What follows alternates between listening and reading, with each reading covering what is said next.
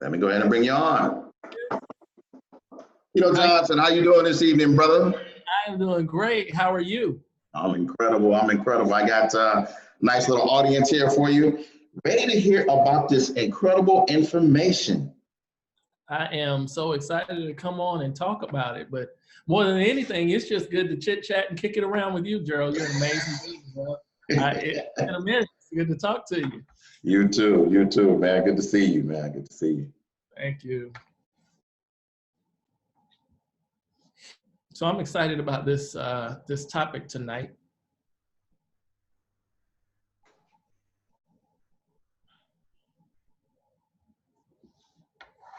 Did I lose you? No. I'm right here. I don't see you have slides. I do. Okay. Let me see if they're not. Do you see them yet? Yes. Here we go. How to start this show. All right, are they up? You see them? Yes. All right, fantastic. Again, I'm so excited to be here. I want to thank you for this opportunity to talk about real estate investing with your audience. I am super passionate about creating wealth and generational wealth in particular. And my chosen vehicle, my vehicle of choice is through real estate investing. So there are a number of strategies that I've employed over the last 20 years. But this particular strategy is one that is perhaps my favorite strategy for a number of reasons. And I'll jump into some of those reasons as we go through this very brief presentation tonight. But my goal is that by the end of this presentation that I've given you all some very cool tips and tools that you can put in your tool belt as real estate investors, whether you're brand new or whether you've been in the game for an extended period of time. That's why I'm here, and I'm ready to jump in. Let's see. So here is what I'm going to talk about, Gerald, tonight. I want to just spend a moment or two and just tell you who I am. Then I'll talk about real estate wealth. Then I'll talk about my motivation, why I do what I do. Then I'm going to give you a big picture perspective around this topic, because this is a topic that has the potential to create tremendous amounts of wealth and income. But also this is a strategy, and this is what a lot of individuals investing in hood don't necessarily talk about. But this is also an opportunity to do good in the neighborhoods where you are investing. And that perhaps is the most important thing to me. So I'm gonna talk about that from a big picture perspective. I'm gonna talk about what I call my PR 5-step system. I'm gonna give you some powerful case studies, and then we'll give a PR 5 bird's eye view. So for those who don't know me, my name again is Kito Johnson. I am a serial entrepreneur. I turned 42 in July of this year, so that makes me, having been an investor for 22 years. I acquired my first property at the age of 20, and even prior to that, it makes me an entrepreneur over 30 years, because I started my first entrepreneurship endeavor at the age of 9 when I sold candy at school, and I've never looked back. Somebody asked me just the other day, they said, Kito, have you ever worked in corporate America or for anybody else? And I said, you know what? I did work for Big Lots. Big Lots store number 488 in Woodstock, Georgia.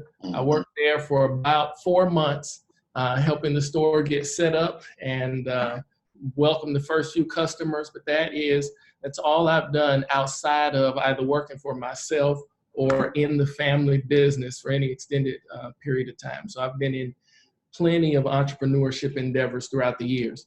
I'm a seasoned investor. I've got over 1,000 real estate deals under my belt. I've worked with hedge funds.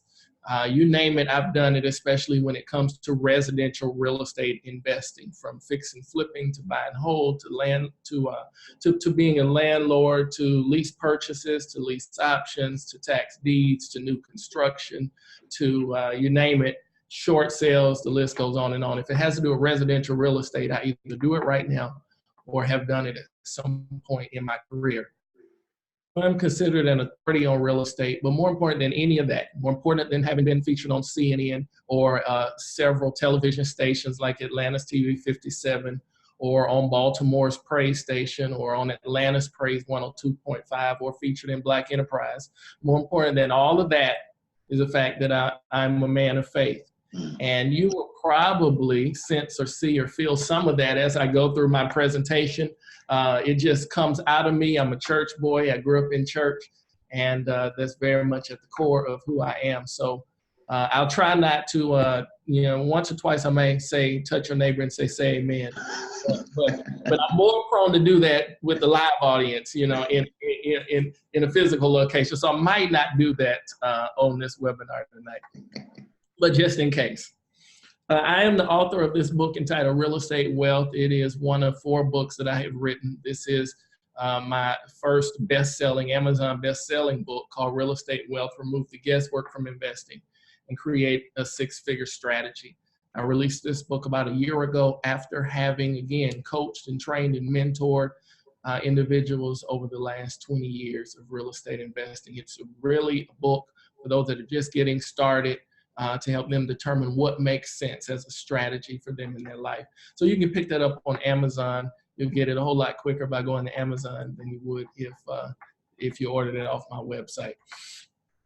This is my motivation. These are my children, and they're somewhere around the house right now. As a matter of fact, about 20 minutes ago, I said, look, y'all got to be quiet. Can't make a whole bunch of noise because Dad's got a webinar to do. This is my son. He is 17 years old. He actually turned 17 just over a week ago. I'm so super proud of him. He's a senior in high school, but he's taken all of his courses in college and has for the last year and this year. So by the time he graduates high school in June and starts college in August, he will almost be a second semester sophomore. So I'm super proud of the progress that he's making. This is my daughter. My daughter is 13. She turned 13 in June, and she's an absolute joy. The smile that you see on her face right there is the smile that she puts on my face every single day. And so they are why I do what I do. I'm a single dad. I have been for over 10 years now. It's just been us and a little dog. And every morning when I wake up, I'm reminded that at the end of the day, real estate, again, is the vehicle, but generational wealth is what's most important. Leaving something for my children, but not just my children, but for my children's children. Now, let's jump into what we're really here to talk about tonight, investing in the hood. And I want to start by giving you a big picture perspective. All right, so let's define hood. Hood is often refers to underserved urban communities. Underserved urban communities, and usually when hood or the hood is used in terminology, it's usually speaking of a neighborhood where there's there's crime activity. Sometimes there's drug activity, but more than anything, the underlying root of all of that, I believe, is the fact that it's just a low income. It's underserved for a whole lot of reasons. And unfortunately, there are individuals that find themselves in those situations. And also, which is also very unfortunate, is many times those individuals don't find a way out, though there is a way out, as Gerald so eloquently put it at the beginning of the presentation, by telling us, look, I grew up in the hood. Now, the thing that is powerful about investing, this whole idea of investing in the hood, is understanding, first of all, that the hood became the hood some generations or so ago when there became a flight to the suburbs. And so there were individuals who decided they didn't want to live in town anymore. Most times these middle class and upper class individuals moved to the suburbs where they chose to build a family, start a career, et cetera, et cetera. Well, the millennials have reversed that trend. And what we see now is individuals who at one point desired to live in the suburbs, those individuals now are moving back into the city. They're moving back into the city. They want to be close to all of the action. They don't necessarily desire, like when we took the flight to the suburbs, we wanted huge yards and, you know, places where dogs could run, et cetera, et cetera. Well, with the millennials reversing this trend, those things are not necessarily as important anymore. The huge houses are not necessarily important anymore. What's most important to these individuals is their ability to walk out of their door and be just minutes, sometimes minutes walking or minutes on a bicycle away from shopping, et cetera, et cetera. So this trend has completely reversed and everyone is moving back into the city, right? And that is what has led to what we call gentrification. Now, I could spend a whole day talking about gentrification. We could talk philosophically about gentrification. We could talk about what it is doing positively and sometimes perhaps viewed as negative to our cities, to our communities, to our people. That's not the purpose of tonight's conversation. What I do want to say is, if you choose to invest in the hood, you got to understand that gentrification is not just coming. You know, a couple of years ago, we'd say gentrification is coming whether we like it or not. The reality is gentrification is here, whether we like it or not. And so what then we have to decide as a people and as investors on tonight's call, what we have to decide is how we want to play a part, what role we want to play. Sure, there are individuals coming in our communities, buying up property and pushing our people out. But that does not necessarily have to be the role that we play. And I'm going to talk to you a little bit about that as we go more into tonight's presentation. You can, and this is what I want you to know, is that you can make a difference in the community that you invest in. It can be bigger than just going in a neighborhood, finding a property, flipping it for huge profit. You can make a difference. And one of the many ways that we make a difference in the communities that we invest in is that we provide what I call affordable housing. So as opposed to pushing individuals out, more times than not, we create opportunities for the individuals in the community to stay in the community after we renovate the house. And that's just one of several examples. Another example is oftentimes we employ individuals in those communities as we work in them. And the list goes on and on and on. So I want you to have a big picture perspective when it comes to this topic tonight of investing in the hood. Now, after many years, again, 20 years of investing and several years of creating this particular strategy, I call this my PR 5-step system. My PR 5-step system. P stands for purchase. And then the 5 R's stand for renovate, rent, refinance, and then rinse and repeat in that order. And I want to break down each one of these steps for you as we go forward, my PR 5-step system. The first is to purchase a property. Understanding and choosing a market where this strategy makes sense. Of course, we're talking about gentrifying areas. We're talking about inner city neighborhoods where the trend has shifted and individuals are moving in, and you see renovations going on one street to the next. You see houses that were once blighted being completely remodeled, completely transformed, and being sold for top dollar. Choosing a market, and you have to be able to understand more than anything, is that gentrifying areas, that these markets where we see these trends happening all around the country, you have to understand that to purchase the properties, you have to realize that the streets make a huge difference. And I'm going to talk about that in a moment, but the streets make a huge difference. It's not uncommon to drive down one street and see homes that are being renovated and flipped and sold for $200,000, $300,000, $400,000, $500,000, even $600,000 in our local market here in Atlanta. And then just 1, 2, or 3 streets over to see properties that are still underserved, to see streets where nobody's investing it. And there's a reason for that. And this system teaches you and we're going to talk about how to capitalize on that and know what streets are preferred and what streets aren't and how to capitalize. All right. So we're talking about identifying streets that are less desirable. So you want to find a property, you want to find a street where it's booming, where properties are being flipped for top dollar. And you want to find just a couple streets over where the streets are less desirable, right? And once you find those streets where they are less desirable, and there's a reason for that, you find those streets where it's less desirable, then the next step then is to purchase on that less desirable street. And I'm going to tell you why in just a moment. So secondly, once you purchase the property, now you've got to renovate the property. Now, there you've heard, I'm sure you've heard of rental grade renovation. And I'm sure you've also heard of retail grade renovation. Rental grade is when you purchase a property, you want to do the basics to get the house ready for move-in for a tenant, because you want a tenant to move in and you're going to rent that property out as a long-term real estate play. You're going to do basic things just to get the property ready, right?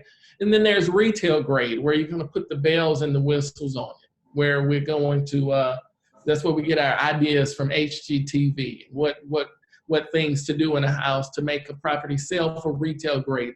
That's where you put the wow factor on the property, right? So that when the buyer comes in or the potential buyer comes in, they fall in love immediately and your house sells for top dollar as a retail sale. But then there's something that I call rental plus. Rental plus. Rental plus is the type of renovation that you want to do on your PR5 properties when you are investing in the hood.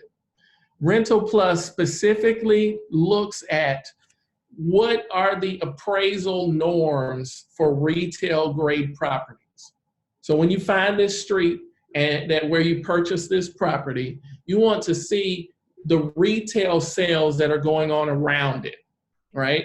And you want to look at those pictures and find out what types of things are they doing in those retail grade properties. And then you have to take a step back and ask yourself, how can I duplicate that, but not at the same expense level, right? Now, here's a tip. One of the things that makes the biggest difference in any home that you're renovating is going to be what you do to the kitchens and what you do to the bathrooms. What you do to the kitchens and what you do to the bathrooms. On a rental grade renovation in the kitchen, you're going to put in a standard, what we call Formica countertop. Now, this is just an example. Formica countertop. You get one at Home Depot for $100, right? And you cut it and you fit it together and you got a basic $200 countertop. Well, in a retail grade, you're going to put in the top level granite that you can find, right? You're probably going to put in a waterfall, right? The list goes on and on and on. You can granite. I was shopping for granite a year or so ago for my personal home, and I've been so used to renovating for my flips and my properties in the hood, right? That I thought granite, capped out at about $35, $40 a square foot, right? Well, I was tripping when I saw granite that cost $90 a square foot, right? $90. This is some special stuff right here, right? So on a retail property, you might put in $45, $50 square foot granite, right? On a multi-million-dollar house, you might put in that $90 square foot granite or type of granite. But on a rental plus grade, you do want to put in granite, but you want to put in what we call seconds, right? My granite supplier tells me granite is $18.95, right? That's a far cry from the average 35 or 40, right? And it's certainly a far cry from the $85, $90 square foot, but it does cost a little bit more than the Formica countertop that I would get from Home Depot for a standard rental property, right? So there are several things that you can do, and that's just one of many examples where you want to put in a rental plus grade of renovation. And that's going to be important when we get to the phase in the process where we talk about refinancing. So I'll revisit this, but I'm laying a foundation right now. So the goal is to maximize appraisals, all right? The third thing now, so we've purchased the property, we've renovated the property, and now we're going to rent out the property. We're going to rent it. You have to now ask yourself, what type of tenant do you want, right? You can do a market tenant. What I call market tenant is you put a sign in the yard, right? You go to Zillow Rental Manager and you're marketing for the traditional working class individual who's going to come and they're going to move into your property and pay you a monthly rent. But then there's also subsidized housing. Now, I could talk for a while just on subsidized housing. You've probably heard of this referred to as Section 8, right? In my portfolio, I'll tell you that 90+% of my portfolio is currently housed with subsidized individuals, with housing vouchers. And more specifically, most of them are in the city of Atlanta with Atlanta Housing Authority. Now, I do that for a couple of reasons. One, of course, you hear people say guaranteed rent, and that's true, right? The first of the month just passed. I don't have to question whether or not my rent is going to be there. More times than not, the housing authority is paying the majority, and in some cases, all of the rent for the individual. But going back to what I said earlier about a bigger picture perspective, for me, this is important because it gives me an opportunity. I feel like I'm giving back to the neighborhood when I allow individuals in the neighborhood to stay in the neighborhood. So I'm still able now to profit. I'm still able to build great net worth over time. My properties are still appreciating in value. And I already hear you. We hadn't even got to the Q&A.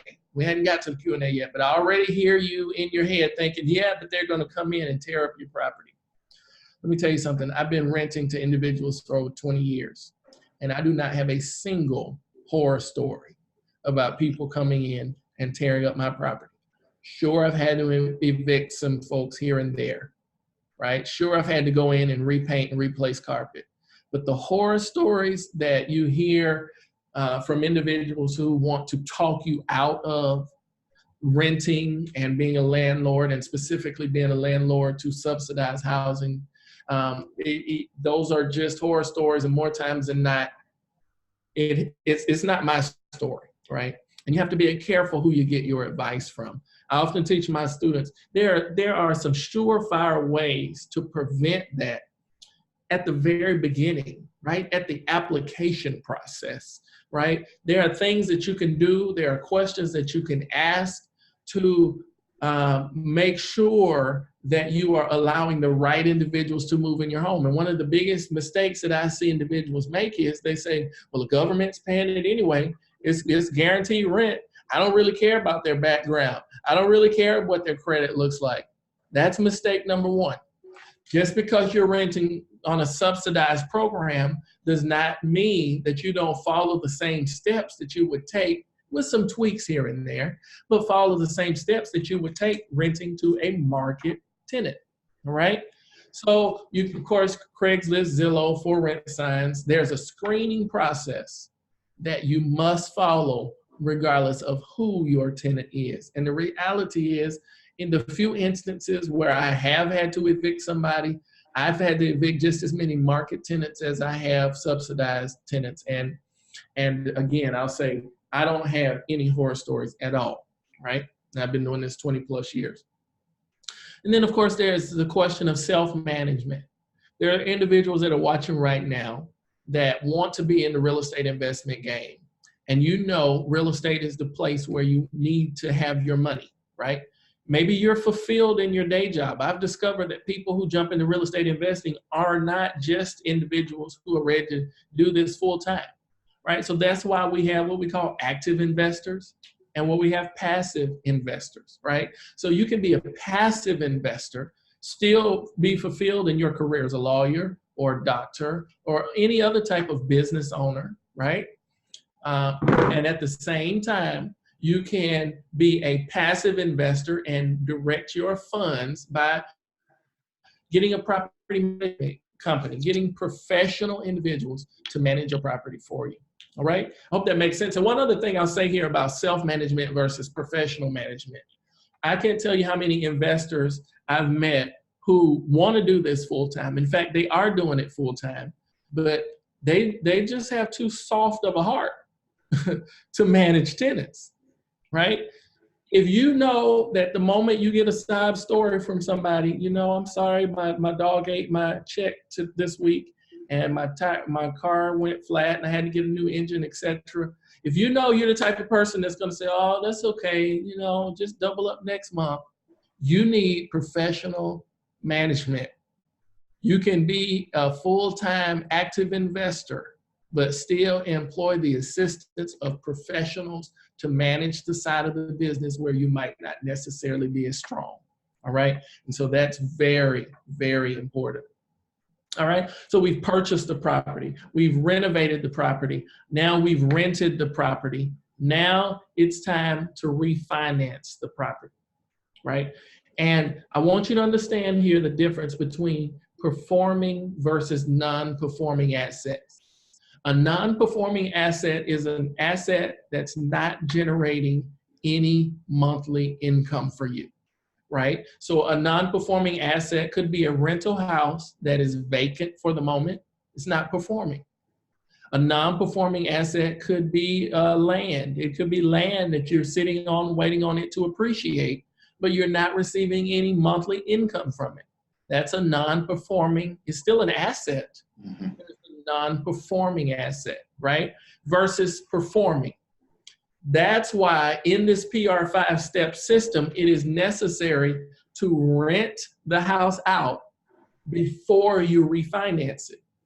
Because now in this refinancing stage, you need a performing asset. And because your asset is now performing, when you approach a bank, when you approach a lending institution that specializes in loans for investors, they are more concerned about the performance of the asset than they are with your personal credit. So to answer the other question that y'all haven't even asked yet, but I hear you thinking, you're saying, well, my credit is not right, or I don't have the money to purchase. There are lenders in the space that do not care as much about your personal credit or even the cash that you necessarily have to bring to the table as much as they are the performance of the asset, all right? And then there's something called investment seasoning. This is very important. Another reason that you purchase the property and while you're waiting to renovate it and then you placing a tenant, there's 2-3 months or so that's passing during this time. The reason that's necessary is because when it's time to refinance the asset, not only does it need to be performing, but there's something in the industry called seasoning.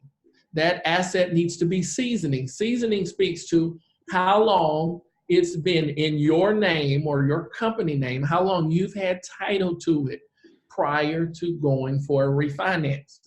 And so to say this very simply, if you bought the house yesterday for $50,000, it could be worth $100,000 today. But because you only have 1 day seasoning, you're going to be limited on how much, if any, of that additional equity you can tap into, even though you got a great deal. So the longer you have the property seasoned, the easier it is to tap into the equity that you create, right?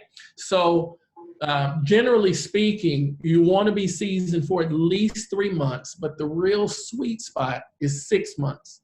Once you've been seasoned for 6 months, you can typically go to a financing institution and not just pull out the cash that you put into it, but also capitalize and pull out some of the equity that you created by following the PR5 system, okay? There's for long-term financing, most times you're going to get anywhere from 60 to 75% of the value when you refinance. So let's use those same numbers. Let's say you bought the house for $50,000. You did a few things to it. Now it's worth $100,000, right? If it's worth $100,000, on the low end, you can pull out $60,000 and potentially put 10 grand in your pocket.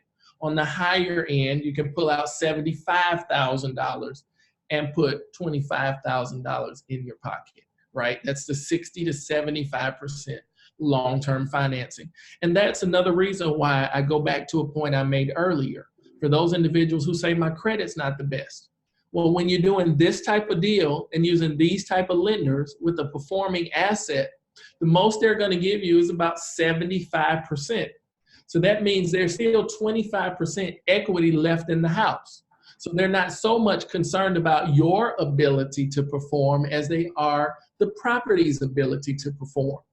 Because if it's really worth $100,000 and they only give you $75,000, worst case scenario, they take the house back.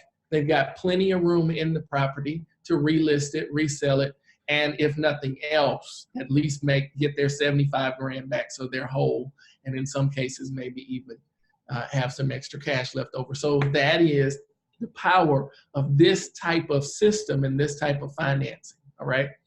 Then the last thing I want to talk about when it comes to appraisals, and this is where I go back and bring something in that I mentioned earlier, right? Remember we were talking about the rental plus grade renovation. The reason you want to put in a granite countertop, right? The reason you want to put in ceramic tile floors. You know, if you go to Home Depot right now, they have ceramic tile for 50 cents a square foot, and they have ceramic tile for $8 a square foot. But it's still ceramic tile, right? Now, this is important. It might look a little different. One might be a little thicker than the other. One might have a different type of durability. But when it's time for the appraiser to come out to your house to give you a value, appraiser is appraising like for like. So if they're looking at comps 2 streets over or 3 streets over that sold for retail condition, and they look at those comps and they say, okay, this house has ceramic and this house has granite, this retail comp. Now that it's time for them to appraise your house, they have to use those comps to appraise yours because they have to appraise like for like. Now, they're not looking to see, okay, how much was his granite? How much was their floor covering? No.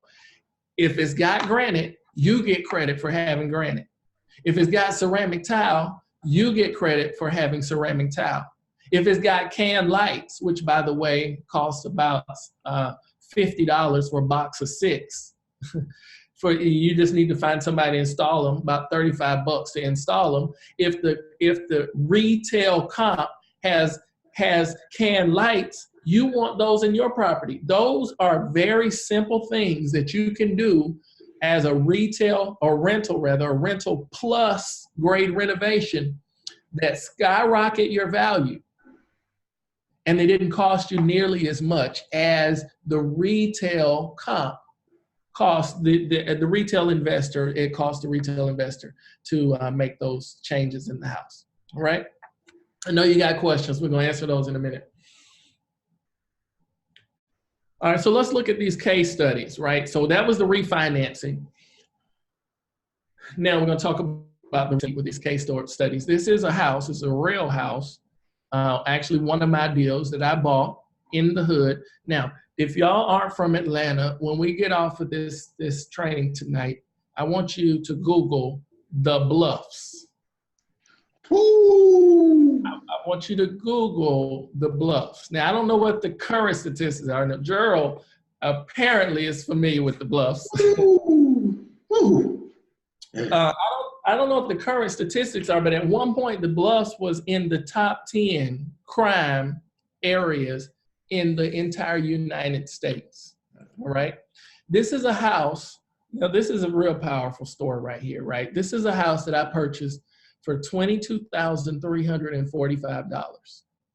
Nobody from a retail perspective wanted to live on this street. I paid $22,000 for it. The house was in pretty good shape, as you can tell by the renovation numbers. It had hardwood floors, and it was actually four bedrooms plus a bonus room, right? It looks small from the front, but if you can see that peak on the back, that's a 2-story addition right on the back to the right of that chimney, This is a pretty large house that I paid $22,000 for. I put $10,000 in it for renovation. And then I rented it out for $1,000 a month. Then I refinanced it. The house appraised, not from comps on this street, but the house appraised using comps a few streets over within a half-mile radius. The house appraised for $95,000. Now, mind you, this was 2 years ago. It will probably appraise for at least $150,000 today, at least. But it appraised at the time for $95,000. And I refinanced it. I think that was like 65% loan to value. And I got a loan for $57,000. Let's look at this, rinse and repeat. This is that same property. Purchased for $22,000, renovated for $10,000. My total investment in the house was $32,345. I got a mortgage for $57,000. I paid myself back the $32,345 that I put in it. So now I'm whole. I got all my money back. And I put $24,000 extra dollars in my pocket. Now, you remember at the beginning of the slide when at the very beginning, I said, this PR5 system, this is how you can add $250,000 to your net worth. Like you can be $250,000 wealthier in 12 months following this system, very simply, right? This property, I put $24,000 cash in my pocket. And if you look on the bottom left, it appraised at $95,000.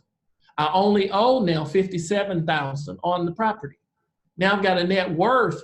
I've got $38,000 equity still in the house. That's how you add to your bottom line. That is what net worth is, right? The total value of all of your assets minus your total expenses or expenditures or encumbrances. So look at these numbers now. I added $38,000 to my net worth and $24,000 to my pocket. I take that same that $24,000 and now I roll that into the next deal.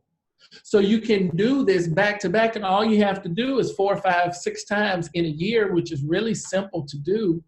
And you add $250,000 to your net worth. Not only that, the beauty of the whole process is not only did I put cash in my pocket, not only did I add $38,000 to my net worth, the house is renting for $1,000 a month.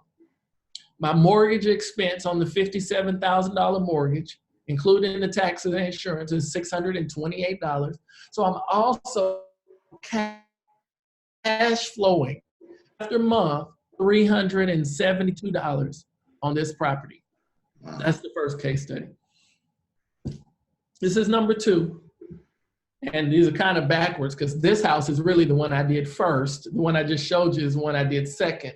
But this is case study number 2. I purchased this house. Yep, you're reading it right. I purchased this house for $8,000.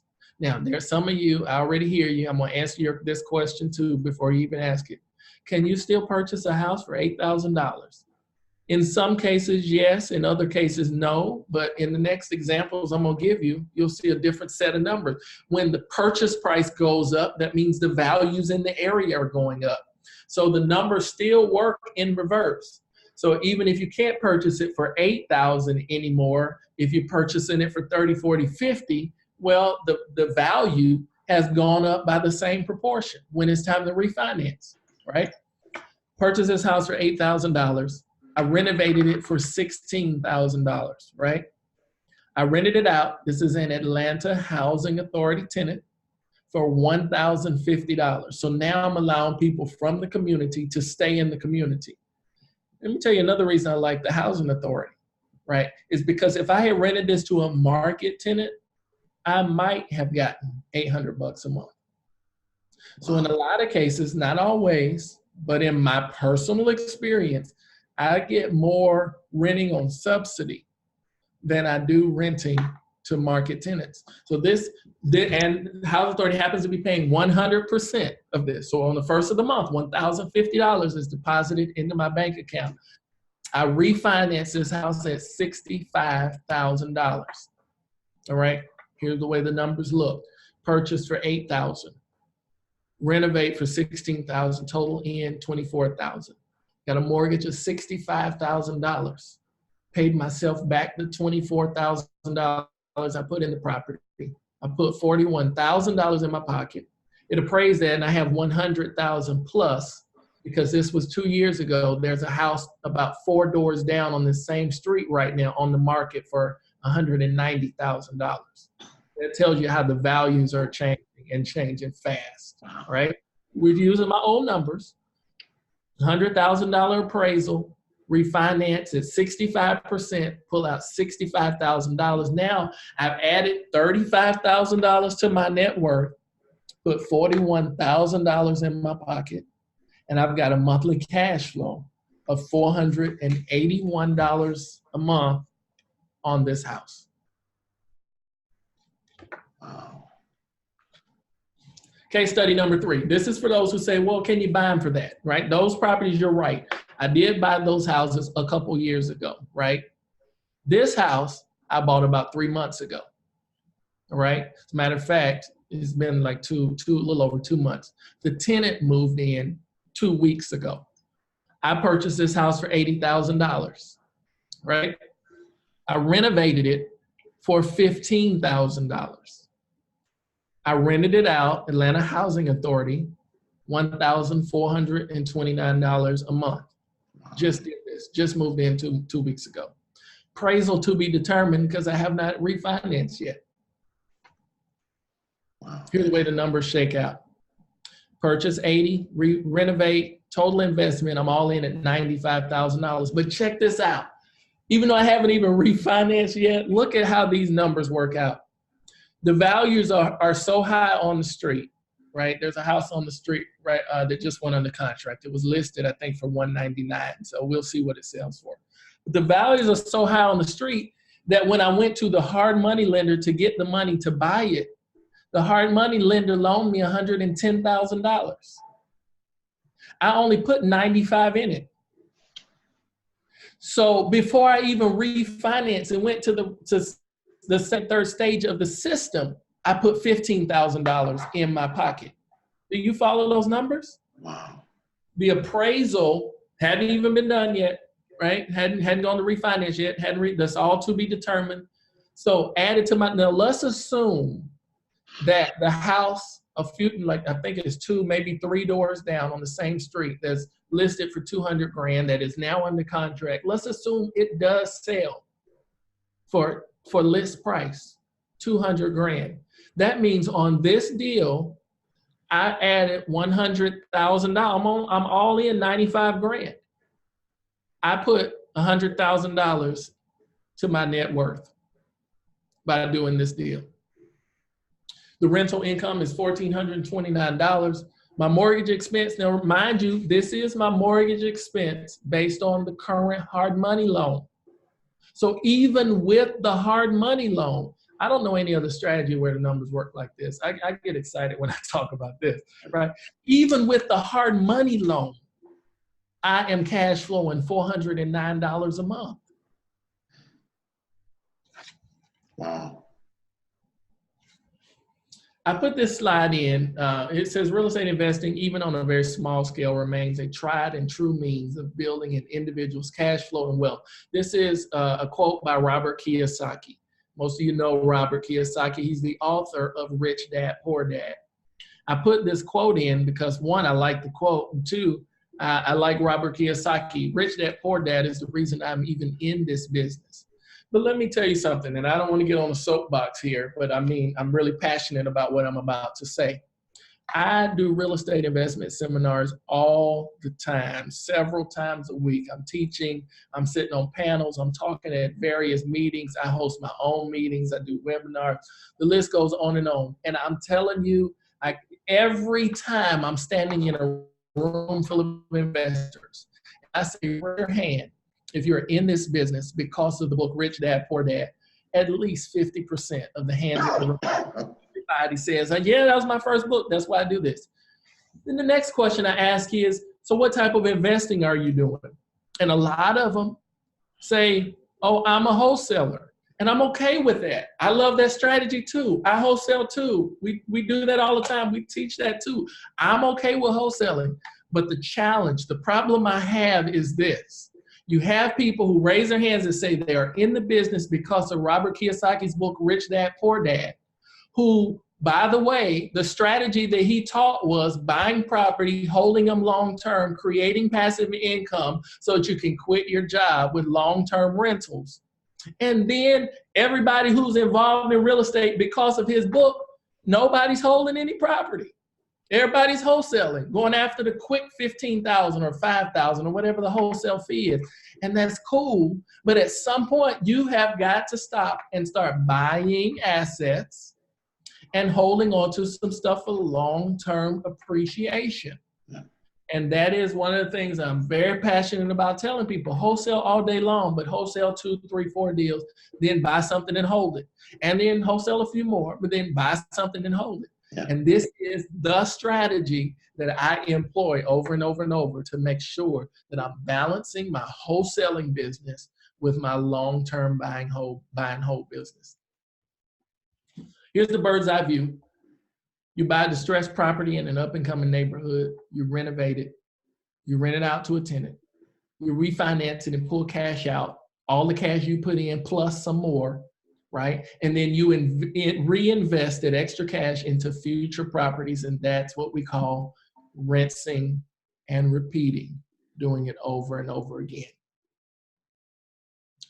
This is Anthony. Anthony here, he said, I got Kito investing in the hood, took a left talk. I applied it. And by the way, Anthony, I think is like 21. He might be 22 now. I applied it with immediate success in my local market, which is Atlanta, and then branched off to a sub-market an hour and a half from my home. My net worth and cash flow blow my mind. I am a full-time real estate investor now. Now, for those who are familiar with Atlanta, Anthony started in Atlanta, and then he took the same strategy to a market an hour and a half south called Macon, right? So, and that is where, and Anthony in Macon is still doing deals at $10,000, $15,000 purchase price, $10,000 renovations, and pulling out cash. So he's still doing lower dollar deals with this same system. That's Anthony, that's his testimony. This is Ivan. I appreciate Ivan's testimony. Ivan, on the picture on the right, he's actually speaking at my live Investing in the Hood seminar that I did a few months ago. Ivan was one of my, actually Ivan and Anthony were a couple of my speakers. Ivan said, my financial standing has definitely changed since meeting Kito. I could actually quit my job now if I choose to.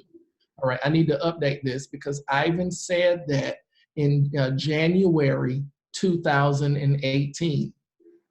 Ivan quit his job in June 2018. Wow. The story gets even more powerful. Ivan attended Morehouse College, graduated at the top of his class. Ivan was also class president. When Ivan retired, Ivan took a job at a big company called Deloitte. Ivan was traveling with Deloitte around the country. He was out of the country. He was out of Atlanta more than he was in. I think he said he was making like $70,000 a year. He had an expense account. I mean, for a 22-year-old, he was doing pretty good, right? Ivan next to one of my other hood properties. Long story short, because I could give his story all day long. Ivan acquired his first property was a duplex that he actually lived in, right? His second property is this one right here. He purchased this house for $54,000. He renovated it for $38,000. He rented it, and I say 2,000 plus. The reason I say 2,000 plus is because this house is walking distance from Morehouse College. So his initial strategy was renting out rooms to college students because he's still very active on the campus. So he was renting out the rooms for between $400 and $600 a room. So he was making more than $2,000 a month on this property. had it appraised after the renovation, refinanced it at 75% of the $170,000 appraisal value. So now he's got a $127,000 loan. If you subtract that from the 5, 6 is like 90 grand or so, he's got about $40,000 that he could put in his pocket, plus the difference between the 127 and the 170 that is equity that he added to his net worth. Fast forward, because this was a little over a year and a half ago, these houses now on this street are appraising and selling for 200 grand. So his numbers are still going up. But even more powerful than all of that, and I'll say this and move on because I could keep talking, right, about this dude. Right, even more powerful than that, he quit his job. He did this several times. We had a conversation just a few weeks ago. I'm a broker also. He said, Kito, I want you to list that house. I'm ready to sell it. Ivan, in the last month, has bought 3 apartment buildings. So now he's liquidating his residential units and buying apartments. He has one apartment, I think had 12 units. The other one, I think 12 or 14. This is what I'm saying. And all of this has happened for Ivan in less than 3 years. So now he started at the bottom, right? So I started to say, I started from the bottom down here, right? He started part-time traveling with his full-time job, quit his full-time job in just about a year and a half. And now he's had multiple single-family residences that he's now selling, and now he's owning and managing 30-plus units because he has apartments in his portfolio. All of this in 3 years. So the question really becomes, will you be our next success, right? Will you be our next success? Will you be the next Anthony? Will you be the next Ivan?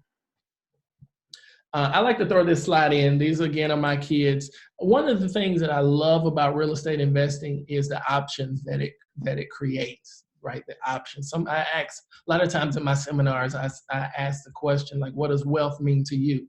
And I get a plethora of answers. But for me, wealth simply means having options. It means being able to take a trip, like you see on the far right, I'm in Paris. On the top, I'm at the Louvre Museum in Paris. Being able to take a trip, and while I'm there, ask myself if I'm ready to go home, and then decide to extend my vacation, right? It means having options like the picture on the left, my kids looking out the window. This was last year. I said, y'all pick a vacation spot for the summer. They chose Boca Raton, Florida. I don't know how they picked Boca Raton because I don't know of anything to do in Boca Raton, right? They found this resort in Boca Raton. I gave my son my credit card. I said, you book it, let's go, right? He booked the flights. We get to Delta. I walk on the plane and find out that they are in first class and I'm in Delta Comfort. That's a picture of me in Delta Comfort taking their photo, because apparently when they booked, there were only 2 window seats. There were only 2 seats left in first class.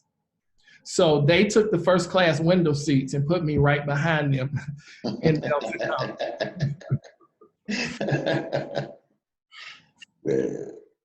So I have created this course called Investing in the Hood. It is my online course. And of course, I'm going to go into extreme detail of the PR 5-step system and break it down. There are over 19 video trainings in this Investing in the Hood online course, right? 19 videos on how to increase your net worth by $250,000 in the next 12 months. In this, there are 6 modules where I talk, one about finding PR5 properties, how to purchase those properties when you find them, the types of lending you want to look for if you don't have the cash to purchase them. I talk in a lot more detail about rental plus grade renovations and what that means and how you can cut corners on various aspects of the project. Talk about the 4th module is renting for cash flow, and we go a lot deeper into subsidized housing versus market renting. renters and how to screen and what that whole process needs to look like, how to cash in with refinancing, and then how to build your wealth with rinsing and repeating. So the value of this course is $5,382 as a retail value. I like this quote because Shaquille O'Neal said there are 7 days in a week. 7 days in a week, and someday is not one of them. Say what? I talk to people all the time at the end of my meetings, at the end of my trainings, and I say, you know, bruh, I've been seeing you. How long have you been inquiring or investigating investing, right? How long have you been looking up strategies? And they say, oh, yeah, I'm still new. It's just been a year for me. A year is long enough, right? Don't say someday. Let's get involved today. So who is this not for? This is not for the individual that wants to get rich quick, that thinks that because you buy a $5,000 course, that it's going to be easy, right? It's not going to be easy, but I tell you what, I've made enough mistakes so that your learning curve is a whole lot less than what mine was, right? I talk about my hood mentors, right? And how the people along the way who helped me make it through this renovation process and how to deal with contractors. Because let me say this, contractors are different. Contractors are different in the hood than they are in the suburbs, right? You got to know how to manage that whole process. So it's not for the individual who thinks this is going to be easy, right? But this is for the individual who says, I'm tired of thinking about investing. I'm ready to start investing. This is for the individual who said, I'm tired of punching this clock and at the end of the month, having more month left at the end of my money, right? This is for the individual who say, I am ready to do something to create wealth for my family. And I don't just want to talk about it anymore. I want to be about it. And I want to create something that I can leave as an inheritance to my children's children. So this Investing in the Hood online course, mastering the PR5 strategy and adding $250,000 to your net worth. 19 dynamic training videos on mastering the strategy. The value of that is $5,382. I'm going to throw in as a bonus several things. The first is my lawyer-reviewed contracts. I was talking to my attorney just today, and we were looking over the contract that I include in this course just today, right? So my lawyer-reviewed contracts, that's a $500 value. My attorney is like $300-something an hour. So it's really more than that to create this type of contract. But we'll say a $500 value. The seller sales script, what to say to a seller, what I say to a seller when we're looking at acquiring property. So that sales script is worth $195. The after repair value, the ARV spreadsheet, I'm going to actually include the spreadsheet that we use when we're calculating values. And for those who don't know what after repair value is, of course, we go into great detail about that in the course. But it is really, when you're looking at the comps on the retail streets, what that value is and how you want to apply that value to the properties that you are buying. So that's $195 value. I'm going to give a live group Q&A call within the first 30 days of joining the program. That's worth $300 or more. 30 days unlimited priority email support. So you can drop us an email, shoot me an email, and I'll answer any question you have about the course, about the deal you're working on, about anything concerning the strategy that you want additional support on. 30 days unlimited priority email support. Total value here is $6,872. If all you did after purchasing this $6,000 course, right? If all you did was do one deal, pick any one of the deals I put on the slide, like any one of those deals, would it be worth a $6,000 investment? Like if you stumbled your way through it and it took you a whole year to do one property, would that be worth a $6,000 investment to find a deal? Let's say for $80,000, let's use the most recent deal, to find a deal for 80 grand, to put $15,000 in it, and to have an appraised value of upwards of $200,000, right? Would that be worth it, right? If you just half did it and it only appraised for $150,000, would that $6,000 be worth it? Investing in the Hood course, the total retail value is $6,872 or more. But you won't pay that today because you're part of the house flipping family, and we got love for the house flipping family. You get all of that for $497.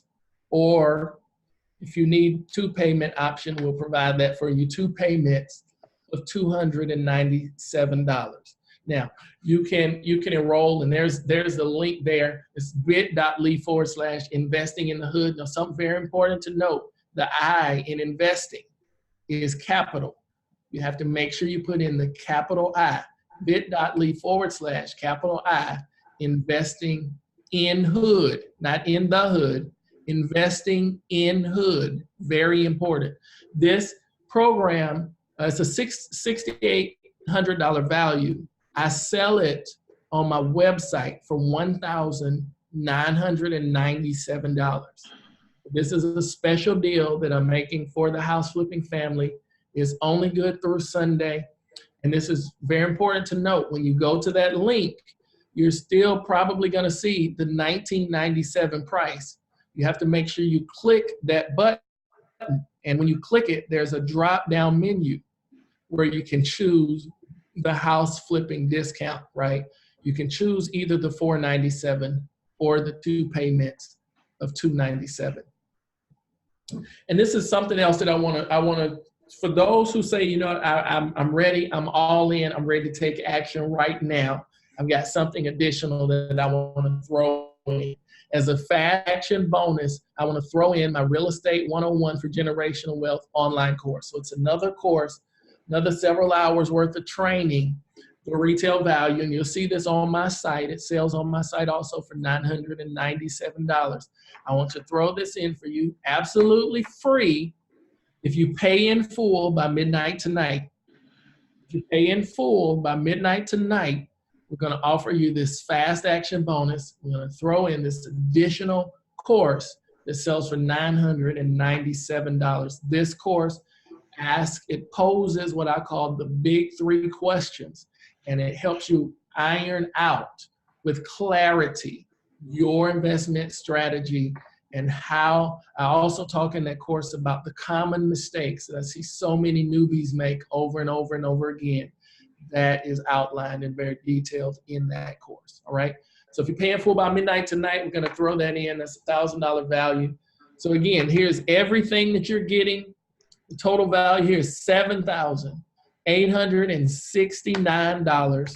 But of course, you won't pay that.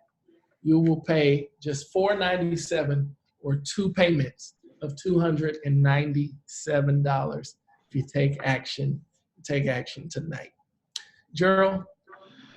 And Kito, so this is the thing. I know we got questions. You guys go ahead, do the Q&A, hit up the chat. This is the number one. I want to thank you for coming on. But before we go ahead and close, we take some questions and answers. Number one, you had said early on about buying a property in the hood, renovating it, and you were talking about comps.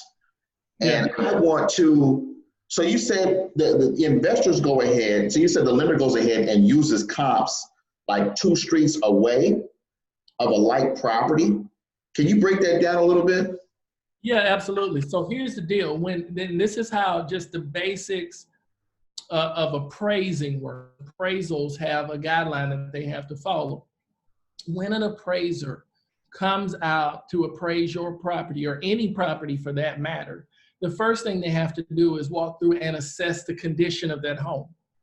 Now that they've assessed the condition of that home, what we call the subject property, your property, now their job is to go back and look for comparable sales, properties that have already sold. Listings don't count, but properties that have sold that are in comparable condition, which is what we call like for like.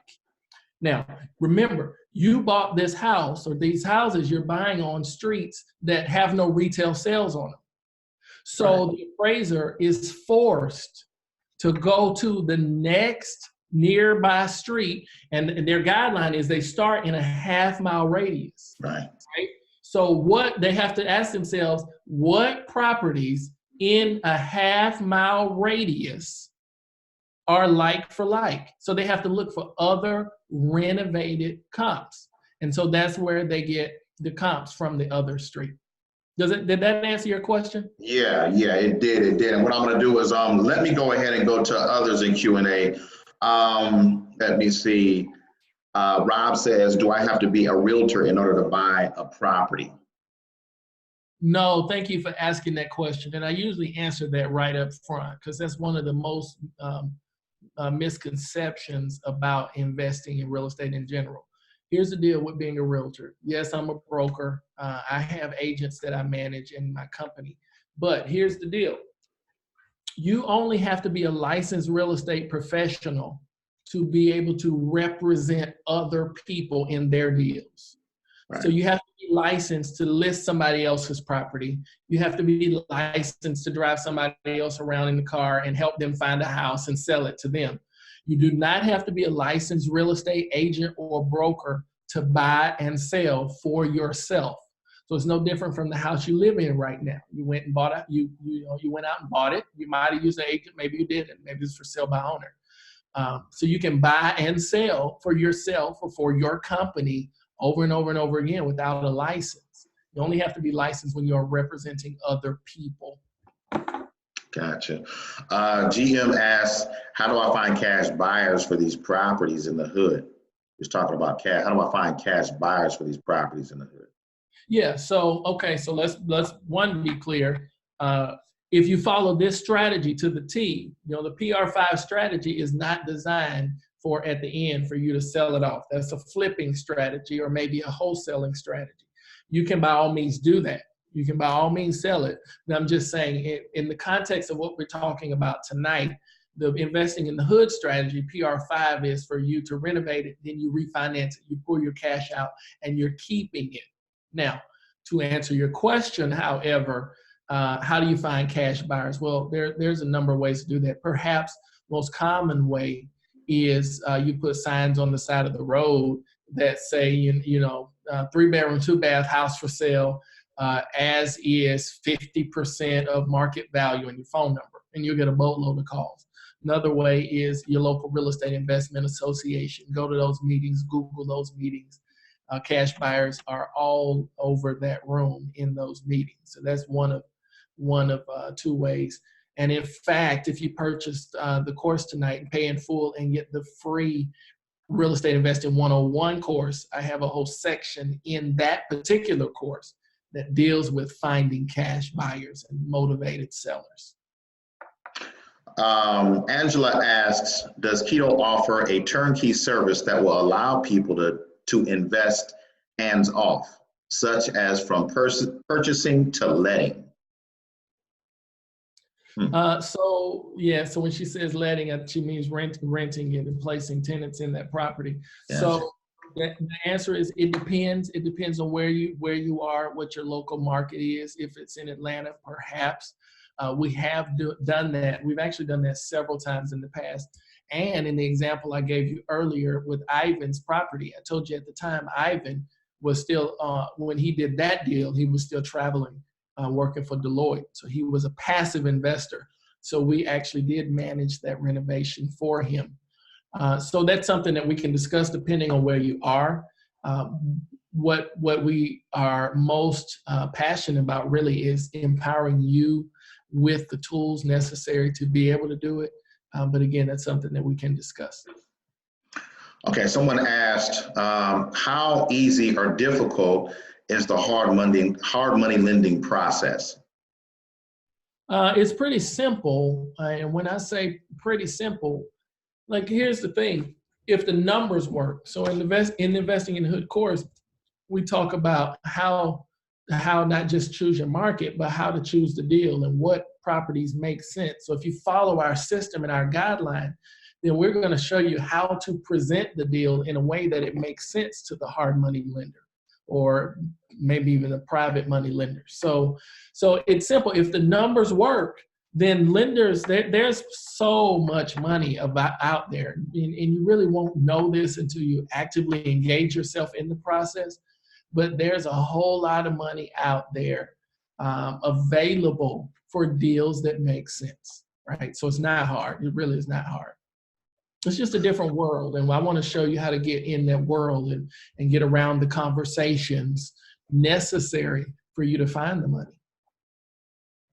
Yeah, Miss Madden asked a question that I would love for everybody to listen to. So, how do you know if you're working with a truthful contractor? Oh man, I got a whole module in the course. That talks about that, and contractor do's and don'ts, and how to do just that, right? One of the main things you want to do, like, and this is just a free tip here, one of the main things you want to do is get referrals, right? Just start with engaging and networking with other investors, and ask those investors, who do you use? What contractors do you use? And what has your experience been with them? That's one of the main things you want to do. The other thing, and this is a big secret tip right here, a lot of times when we are interviewing somebody, and this really is when you interview concerning anything, but in this context, when you're interviewing a contractor, you say, all right, give me references, and they give you a list of people to call. You say to that contractor, no, I don't want just any reference. I want references from jobs you're currently working on, not just so you can call them, but so you can pop up. So you can pop up and see what the work looks like, right? So that's just a few of many tips that I give about how to manage contractors and the questions to ask, etc. Rita asked, Kito, what advice can you give a newbie on the best property to start investing with? The fear is that people don't know what to do or have the money to invest. Okay, so the number one newbie advice I would give is being very clear on the ins and outs of the strategy, right? And so when we talk about strategy, you have to be clear on the end goal. See, as an investor, you make your money when you buy the property, not when you sell it, or whatever your end strategy is. Not, you make it when you buy it. You hear that all the time. So if you make your money when you buy it, the flip side of that truth is you have to know what the end goal is before you buy it, right? So if you know, I'm looking for property that fit the investing in the hood criteria, I'm looking for a property that I can purchase, renovate, rent, refinance, and then rinse and repeat. If you know what the end goal is to be able to rent, refinance, then rinse and repeat, then you then back into that. So you need to find, like we've talked about tonight, for this strategy, you need to pick a property on the right street in right proximity to the properties that fit what your end goal is, right? So I hope that makes sense. But you can't start by picking the property. You have to start by picking the strategy and knowing the end goal. And then the property that you pick has to facilitate that goal. Ms. Brumley asked, what's the main difference between buying in the hood and lower middle class, Neil? Buying in the hood, you said, and lower middle class? Yeah, buying in the hood and lower middle class. So it depends.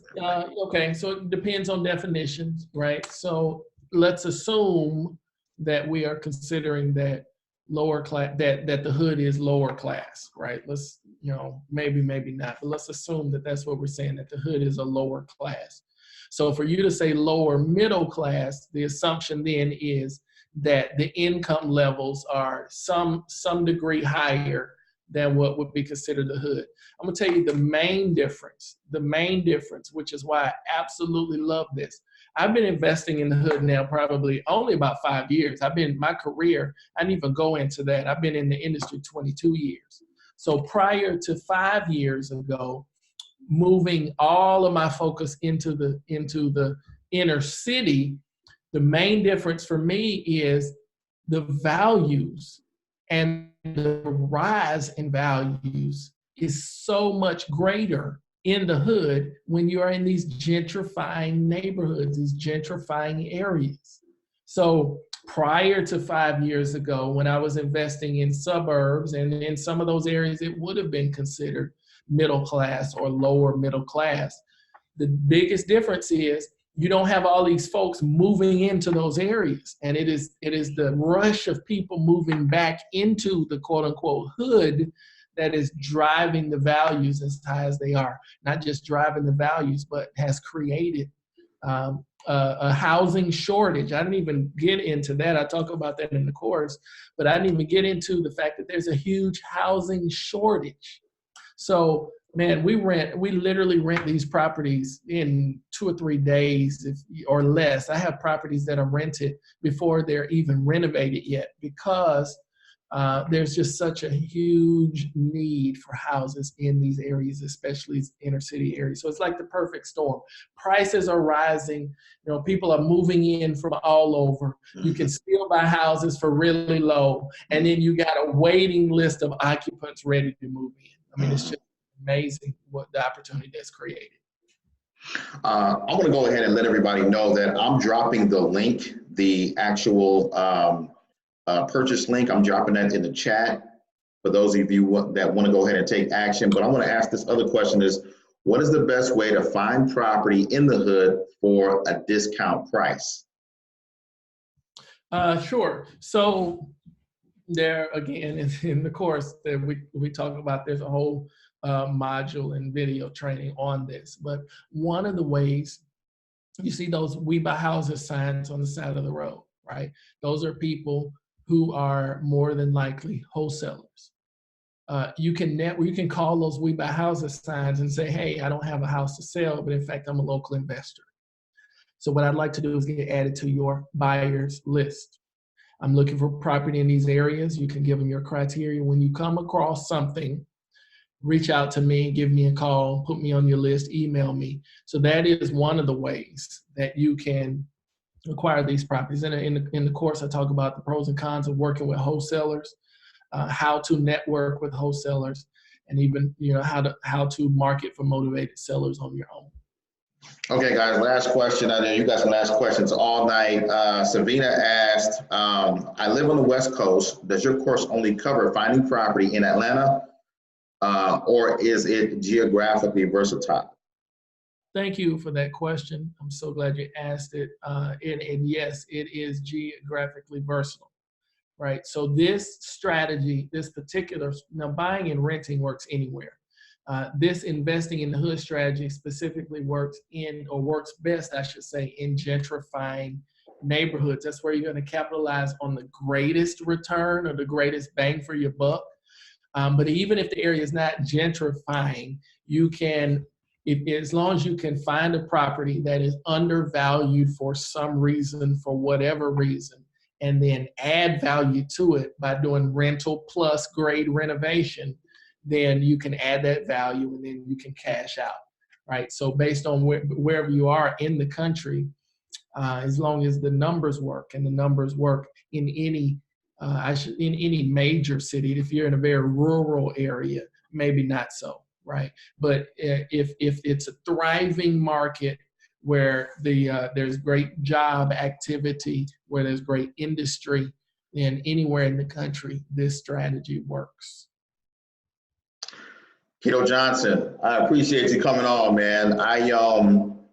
For those of you that follow me on YouTube or in the House Flipping Family Facebook group, and I pride myself on connecting with heavy hitters.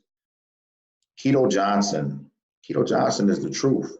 I mean, he showed you two gentlemen and a lot more other people that obviously he didn't even talk about that he's mentored.